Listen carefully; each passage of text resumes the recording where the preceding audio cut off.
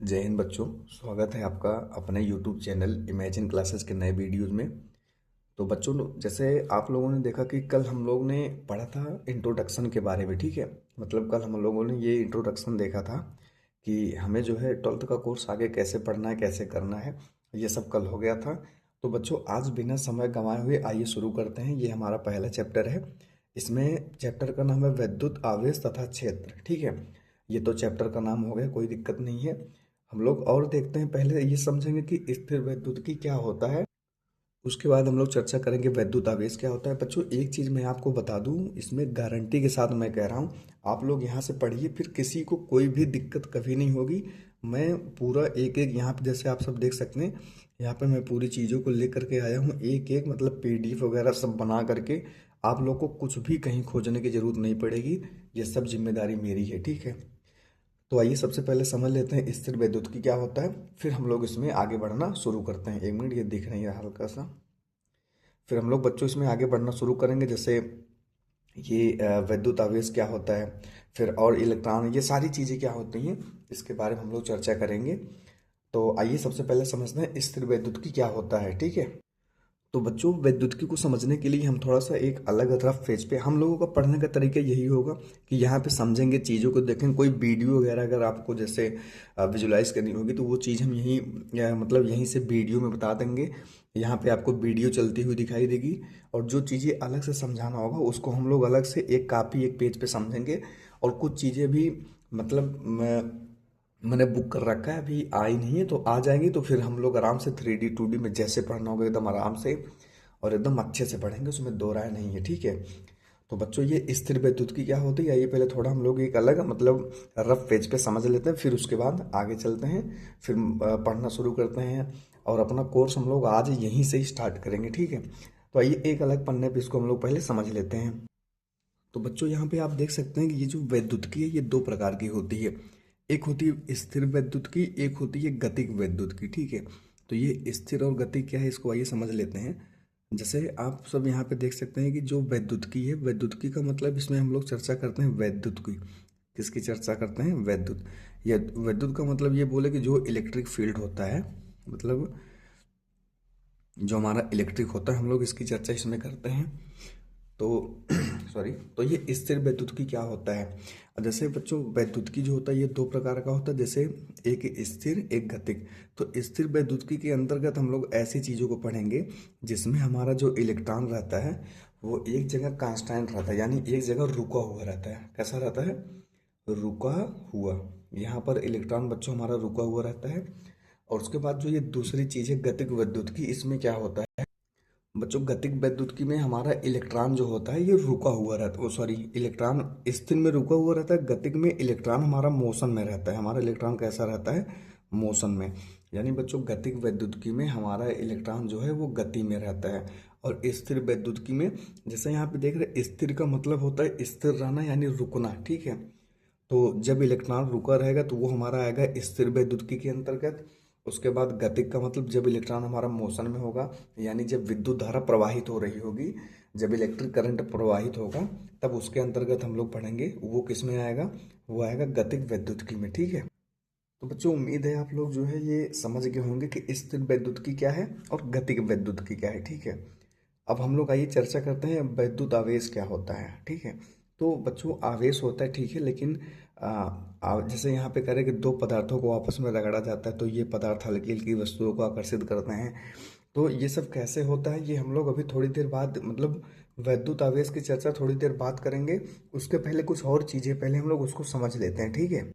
क्योंकि बच्चों, अगर हमें आवेश को अच्छे से समझना है तो आवेश को समझने के लिए ज़रूरी है कि हमें पहले ये समझना होगा कि इलेक्ट्रॉन क्या होते हैं। उसके बाद इलेक्ट्रॉन जो है कैसे, किसी भी कण से कैसे इलेक्ट्रॉन निकलता है, कैसे भी मतलब निकल के दूसरे में ऐड होता है। ये सब चीज़ें हमें जब तक क्लियर नहीं रहेंगी तब तक हम आवेश और उसके आगे की चीज़ें समझ नहीं पाएंगे, चाहे हम लोग जितनी मेहनत करें, ठीक है। तो उसके लिए बच्चों ज़रूरी है सबसे पहले हम लोग ये समझें कि इलेक्ट्रॉन क्या होता है, प्रोटॉन क्या होता है, उसके बाद ये चीज़ें कैसे किसी भी अणु में सेट रहती हैं सारी चीज़ें। तो बच्चों, आइए पहले हम लोग इलेक्ट्रॉन को समझते हैं। जैसे कि हमने बताया, एक रफ पेज पे समझेंगे हम लोग। जो चीज़ें आपको समझ में नहीं आएगी, मैं यहाँ पे इस स्क्रीन पे मैं आपको 3D में बताऊंगा, नो डाउट। और बच्चों उसके बाद जो है आइए यहाँ पे हम लोग एक रफ पे समझते हैं कि आखिर चीज़ें होती कैसी हैं, ठीक है। इलेक्ट्रॉन क्या होता है, प्रोटॉन, इन सब का जो है, ये परमाणु क्या होता है, परमाणु के अंदर हम लोग क्या करेंगे, ये सारी चीज़ों को समझेंगे, फिर उसके बाद आगे बढ़ना स्टार्ट करेंगे, फिर समझेंगे वैद्युत आवेश क्या होता है। कोई दिक्कत नहीं है, एक एक हेडिंग हम लोग क्लियर करेंगे, ठीक है बच्चों। तो बच्चों यहाँ पे हमारा आ गया सादा पेज। हम लोग यहाँ पे सबसे पहले चर्चा करेंगे कि कोई भी जो परमाणु होता है, इसके अंदर जो इलेक्ट्रॉन, प्रोटॉन और न्यूट्रॉन होते हैं, इनकी संख्या या इनकी बनावट, इनकी स्थिति कैसी होती है, ये पहले यहाँ पे हम लोग समझ लेते हैं।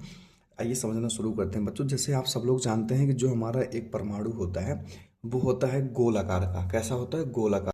तो आइए समझते हैं परमाणु गोल आकार का कैसे होता है। जैसे कोई भी परमाणु बच्चों, तो बीच में उसका नाभिक होता है जिसको दिखाते हैं प्लस से। कैसे दिखाते हैं, प्लस से। और इसके आरी आरी मतलब इसके किनारों पर जो होता है, ये सारी होती हैं कक्षाएं। ये सारी क्या होती हैं, कक्षाएं होती हैं, जिनको बच्चों हम लोग बोलते हैं ऑर्बिटल्स। जिसको क्या बोलते हैं हम लोग, जिसको हम लोग कक्षाएं बोलते हैं। अभी हम इसको खूब एकदम बढ़िया से अच्छे से बना देंगे। अभी तो ऐसे बना रहे हैं जैसे थोड़ा बहुत, तो मतलब गोल तो नहीं होगा, फिर भी आप लोग समझ सकते हैं हम जो बनाना चाहते हैं। तो बच्चों ये जो परमाणु होता है, परमाणु की ये सारे बीच में कक्षाएं होती हैं, जिनको हम लोग कोष कहते हैं। क्या कहते हैं, कोष। और इसी को जो है सेल भी कहते हैं। सेल मतलब कक्षाएं ऐसे होती हैं, ठीक है। तो यहाँ पे समझने वाली बात ये है बच्चों, जैसे ये हो गया, एक मिनट अच्छे से इसको बता दें, उसके बाद फिर आप लोग देखिए। जैसे ये हम लोग बना रहे हैं अभी परमाणु। क्या बना रहे हैं, परमाणु। और परमाणु बना, ये गोल तो नहीं बना, खैर आप लोग समझ लीजिएगा, मैं ऐसे बना दे रहा हूँ। हो गया, परमाणु हो गए, ठीक है। तो बच्चों यहाँ बीच में इसके प्लस होता है, और उसके बाद मतलब जो परमाणु होता है बच्चों, उसमें दो चीज़ें होती हैं, ठीक है। एक होता है इलेक्ट्रॉन और एक होता है प्रोटॉन। अब हम ये सब क्यों समझा रहे हैं, क्योंकि विद्युतकी में चाहे स्थिर विद्युतकी हो चाहे गतिक विद्युतकी हो, दोनों में सारा का सारा खेल बच्चों इलेक्ट्रॉन और प्रोटॉन का ही होता है, ठीक है। सारा का सारा खेल होता है इलेक्ट्रॉन और प्रोटॉन का, इसमें कोई दो राय वाली बात नहीं है, ठीक है। अब आइए बच्चों चर्चा करते हैं। जैसे जो हमारे पास प्रोटॉन होता है, ये प्रोटॉन, प्रोटॉन पे होता है, लिख देते हैं, प्रोटॉन पर होता है प्लस चार्ज। और जो इलेक्ट्रॉन होता है, इलेक्ट्रॉन पर होता है माइनस चार्ज, ठीक है। प्रोटॉन पर प्लस चार्ज और इलेक्ट्रॉन पर होता है माइनस चार्ज। और बच्चों किसी भी परमाणु में जो प्रोटॉन होता है, ये हमेशा होता है नाभिक में। और जो इलेक्ट्रॉन होता है, इलेक्ट्रॉन कहाँ पे होता है, तो बच्चों इलेक्ट्रॉन जो होता है वो किसी भी परमाणु के सभी कक्षाओं में। जैसे इलेक्ट्रॉन, ये जो बाहरी वाली कक्षा दिख रही, ये जो प्लस है मतलब ये नाभिक है। नाभिक का मतलब होता है सेंटर किसी चीज का, ठीक है, बीच का हिस्सा। तो बच्चों ये नाभिक को छोड़ करके यहाँ पे, यहाँ पे, यहाँ पे, इन सभी जगहों पे होते हैं इलेक्ट्रॉन। क्या होते हैं, इलेक्ट्रॉन होते हैं। और किसी भी परमाणु की, जैसे ये पूरा परमाणु है, इसकी जो सबसे बाहरी कक्षा है, बाहरी कक्षा, यहाँ पर भी इलेक्ट्रॉन होते हैं, उसके अंदर भी इलेक्ट्रॉन, उसके अंदर भी, और ये सभी जगह इलेक्ट्रॉन होते हैं, सिर्फ यहाँ मतलब इसके नाभिक को छोड़ करके। और बच्चों दूसरी चीज क्या है कि किसी भी परमाणु के, मतलब किसी भी परमाणु का जो बाहरी कोष होता है, और बाहरी कोष के जो इलेक्ट्रॉन होते हैं, जैसे जो बाहरी कोष होता है ना, बाहरी कोष को बोलते हैं संयोजी कोष। हम यहाँ पे लिख देते हैं बच्चों, और क्यों होता है अभी हम बताते हैं। बाहरी कोष को बोलते हैं संयोजी कोष, इसको बोलते हैं संयोजी कोष। और बाहरी कोष के इलेक्ट्रॉनों को बोलते हैं संयोजी इलेक्ट्रॉन। क्या बोलते हैं, संयोजी इलेक्ट्रॉन। हम लिख देंगे, आप लोग समझ लीजिए यहाँ पे, ठीक है। तो ऐसा क्यों बोलते हैं, उसकी उसकी मतलब उसकी चर्चा हम लोग अभी थोड़ी देर बात करेंगे। बच्चों ऐसा क्यों बोलते हैं, आइए उसको देख लेते हैं। जैसे इसको संयोजी कोष क्यों बोलते हैं, संयोजी इलेक्ट्रॉन क्यों बोलते हैं, तो हम यहाँ पे चर्चा इसकी करते हैं। बच्चों देखो, संयोग का मतलब होता है जुड़ना, संयोजी का मतलब होता है जुड़ना, संयोग का मतलब होता है जुड़ना, ठीक है। इसका मतलब होता है जुड़ना।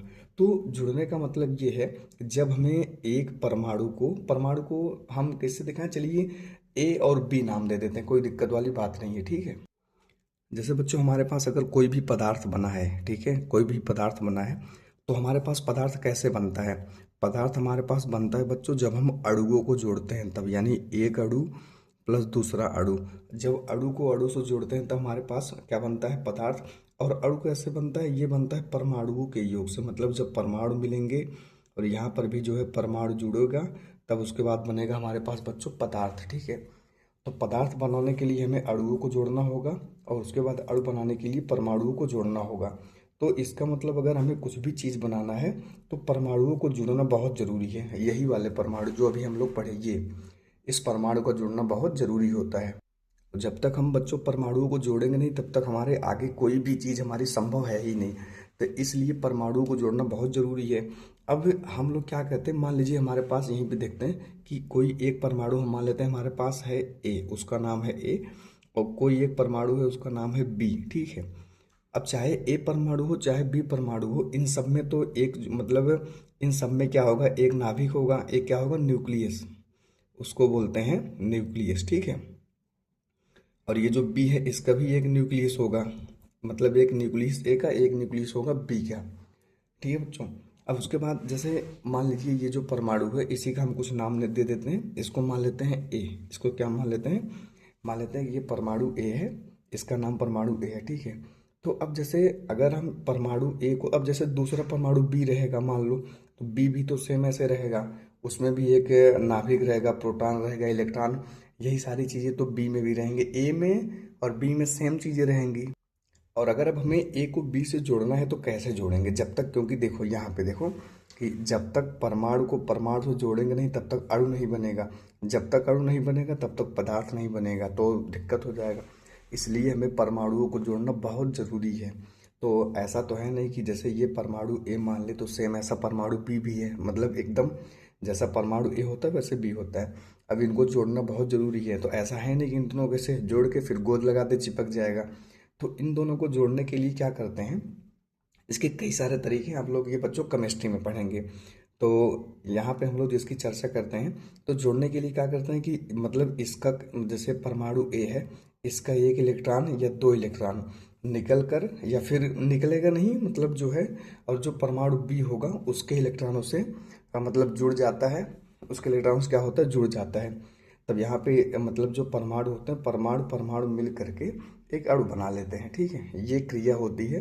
तो अब यहाँ पे समझना कि, सॉरी, देखिए बच्चों, जो ये हमारे पास परमाणु होता है इसका जो बाहरी कोश होता है यही जुड़ता है। ऐसा नहीं है कि ये परमाणु का ये बाहरी कोश से, मतलब परमाणु का जो बाहरी कोश है बच्चों यही जुड़ता है, ऐसा नहीं कि इसके अंदर वाला ये भी जुड़ेगा ये भी, ऐसी कोई बात नहीं है। तो जब बाहरी कोश जुड़ता है तो बाहरी कोश जुड़ने का मतलब होता है संयोग, अभी थोड़ी देर पहले बताएं। तो बाहरी कोश जुड़ता है इसलिए इसको संयोजी कोश कहते हैं, और बाहरी कोश के इलेक्ट्रॉनों द्वारा जुड़ता है इसलिए इसको संयोजी इलेक्ट्रॉन कहते हैं, ठीक है। इसको क्या कहते हैं, संयोजी, हम एक बार फिर से लिख देते हैं, संयोजी इलेक्ट्रॉन, ठीक है बच्चों, इसलिए इसको कहते हैं संयोजी इलेक्ट्रॉन। अब जो, ठीक है, यहाँ तक तो आप लोग समझ गए होंगे। जैसे एक हम और थोड़ा सा यहाँ पे समझा देते हैं ये जुड़ते कैसे। जैसे मान लो एक कोई परमाणु ए है, दूसरा कोई परमाणु बी है, ठीक है। तो ये परमाणु ए मान लो ऐसे, मतलब हम बना दे रहे हैं ये, ठीक है, और ये कोई परमाणु बी है, ये हो गया, ये है ए ये बी, ठीक है। अगर इन दोनों को बच्चों जोड़ना हुआ इन दोनों को, तो यहाँ पे इसका हम बाहरी कोश ले रहे हैं, ये ऐसे और उसके बाद ये वाला ऐसे, ये जुड़ जाएगा दोनों। यहाँ पे इसके इलेक्ट्रॉन आपस में साझेदारी कर लेंगे या ओवरलैपिंग जैसे भी होगा, ये केमिस्ट्री का पार्ट है, ये आपको केमिस्ट्री में एकदम अच्छे से पढ़ाया जाएगा, ठीक है। और यहीं पे एक चीज़ मैं बच्चों और क्लियर करता चलूँ, जैसे किसी भी इलेक्ट्रॉन को धनावेशित या ऋणावेशित बनाने के लिए सिर्फ और सिर्फ इलेक्ट्रॉन उत्तरदायी होते हैं। कौन उत्तरदायी होता है, इलेक्ट्रॉन। यानी कोई परमाणु प्लस में है या माइनस में है, ये जिम्मेदारी सिर्फ इलेक्ट्रॉन के ऊपर होती है, न कि प्रोटॉन के ऊपर। उसका रीजन बच्चों ये है कि जैसे मान लो अगर कोई भी, जैसे यहीं पे आइए देख लीजिए, अगर जैसे मान लो कोई भी परमाणु है तो जो बाहरी इलेक्ट्रॉन है यही जाके जुड़ेंगे, न तो अंदर वाले कक्षा के इलेक्ट्रॉन जाएंगे, न तो परमाणु कहीं से जाएगा, ऐसी कोई बात नहीं है। सिर्फ और सिर्फ बाहरी इलेक्ट्रॉन जो है जुड़ते हैं। और जो बाहरी इलेक्ट्रॉन होते हैं या फिर जो अंदर के इलेक्ट्रॉन होते हैं, एक चीज़ यहाँ पे ये क्लियर करते चलो कि इलेक्ट्रॉनों पे जो होता है, हम लिख देते हैं यहाँ पे, इलेक्ट्रॉन पर होता है ऋण चार्ज, यानी उस पे होता है ऋण चार्ज। और बच्चों जो प्रोटॉन होता है, प्रोटॉन पे होता है प्लस चार्ज। क्या होता है, प्लस चार्ज। और देखिए चार्ज होता कितना है, तो तो बच्चों चार्ज होता कितना है, तो जो इलेक्ट्रॉन होता है एक इलेक्ट्रॉन पर होता है 1.6 गुणा 10⁻−19 कूलाम। ये सारी चीज़ें क्या है थोड़ी देर बाद चर्चा करेंगे, अभी ये सब आप लोग देख लीजिए। तो अब पूछेंगे प्रोटॉन पे क्या होता है, तो बच्चों प्रोटॉन पर भी इतना ही चार्ज होता है a/10⁻⁻19, लेकिन उसमें दोनों में थोड़ा सा अंतर होता है, ठीक है। अंतर ये होता है बच्चों, जो इलेक्ट्रॉन होता है ये ऋण में होता है, मतलब ऋण चार्ज, और जो प्रोटॉन होता है ये होता है धन चार्ज यानी प्लस। आप लोग कहोगे सर जी हम तो न्यूट्रॉन की चर्चा किए ही नहीं। तो न्यूट्रॉन का यहाँ पर हमारे पास काम ही नहीं है, जहाँ प्रोटॉन होता है वही न्यूट्रॉन होता है, लेकिन प्रोटॉन पे प्लस होता है, न्यूट्रॉन कोई चार्ज नहीं होता, न्यूट्रॉन जो है चार्जलेस होता है, ठीक है। तो बच्चों क्या ये मतलब उम्मीद करते हैं कि आप लोग ये सब समझ गए होंगे। तो आज अपने वीडियो को यहीं समाप्त करते हैं, क्योंकि काफ़ी लंबा वीडियो हो गया है। और आप लोग को जो समझ में ना आया हो, जो डाउट हो, उसको एक बार कमेंट में या फिर मेरा नंबर है, आप लोग उस पर कॉल करके ज़रूर बताएं। और बच्चों अगर आप लोग मेरे साथ व्हाट्सएप से जुड़ना चाहते हैं तो ये मेरा नंबर है, मैं लिख देता हूँ 8545834985। ये मेरा नंबर है। आप लोग इस पर अगर मैसेज या व्हाट्सएप कुछ भी कर देंगे तो मैं अपने ग्रुप से आप लोग को जोड़ दूंगा, ठीक है। तो बच्चों मिलते हैं नेक्स्ट वीडियो में। जो समझ में आए आप लोग कमेंट जरूर करें, और एक एक टॉपिक जो है यहाँ पे हम लोग चर्चा करेंगे। जैसे यहाँ पे देखिए, ये सारी चीज़ें मैं PDF वगैरह सब बना के मैं ले आया हूँ बच्चों। ये सब मेरी जिम्मेदारी है, कोई इसमें दिक्कत वाली या मतलब इशू नहीं होगा, ठीक है बच्चों। ये सारी मेरी जिम्मेदारी है। हम लोग एक एक, अभी तो वीडियो जो है छोटा होगा 15-16 ऐसे मिनट का, और उसके बाद जैसे थोड़ा सा मतलब रेगुलरिटी बन जाएगी फिर हम 1 घंटे 45 मिनट ऐसे वीडियो बनाना स्टार्ट करेंगे। और बच्चों इसमें जो है एक एक सवाल हम लोग कराएंगे, इसमें कोई दिक्कत वाली बात नहीं है। कुछ दिन बाद जो है हम लोग जो है स्टार्ट करेंगे हाई स्कूल के लिए। ये तो फिलहाल क्लास 12th के लिए यानी 12 के लिए। तो बच्चों फिजिक्स में कोई दिक्कत नहीं हुई, ये जिम्मेदारी हमारी है। चैनल को आप लोग सब्सक्राइब कर लीजिए। मिलते हैं नेक्स्ट वीडियो में, तब तक के लिए जय हिंद।